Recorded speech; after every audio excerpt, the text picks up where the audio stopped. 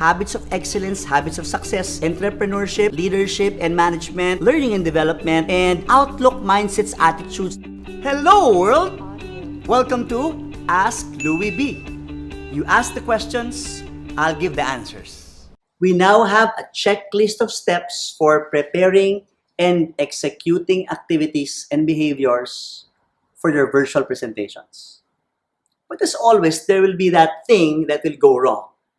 According to the popular Murphy's Law, anything that can go wrong will go wrong if we do not anticipate and prevent them.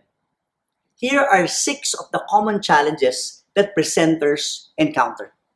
The first one will be distractions in the form of background noise or overstimulating and attention-getting visual backgrounds. That can be a cause or a topic that people can talk about.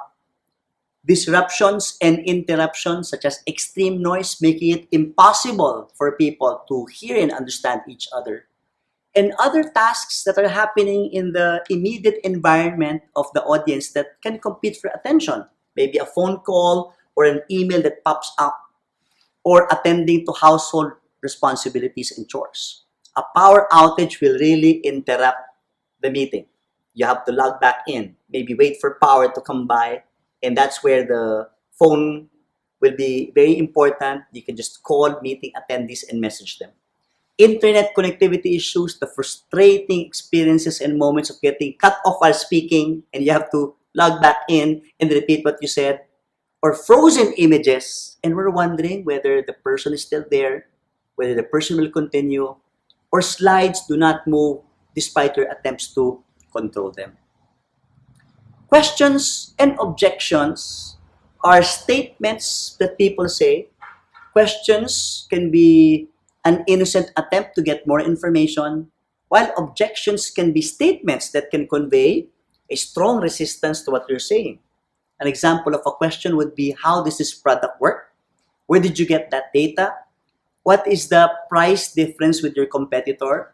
Or what advice would you give to us given our market situation? Objections can be, your price is too high, or your competitor provides a better quality product. We don't need that now, or we're happy with our current provider. Let's talk about behaviors of attendees, and there can be a lot given your experience in handling different types of audiences. There could be that audience or attendee who's not participating, gives you very short answers, poker face, you don't know any reaction, you don't get any show of engagement, or somebody who's overexpressive and has a tendency to dominate the conversation. You can have a know-it-all, you can have a Mr. Inquisitive who challenges everything that you're saying, or you can have that busy executive who's multitasking during your virtual presentation.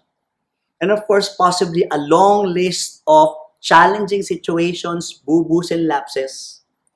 And I'd like to highlight emotional meetings where it can be tense. There was a heated conversation. You know, there was a time that I went to a client and I'm meeting the VP for the first time. She was insisting on a certain approach. I don't agree with that approach. I politely suggested another way of doing things.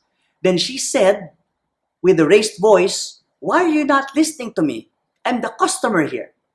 And you need to have that ability to handle that emotional reaction and bring it back to a more logical approach in the conversation. Or maybe there are critical errors in the presentation, whether it's a typo, wrong company name because of a copy-paste method, wrong figures, the client called it out, it was embarrassing. Now, while I can give you practical tips and advice for every specific challenge in meetings that you may experience, this is Louie Banta of LJMB. Thank you for watching my video. To watch more videos like this, click subscribe and hit the bell icon below. If you like this video, please give it a thumbs up, comment down below, and share it to others.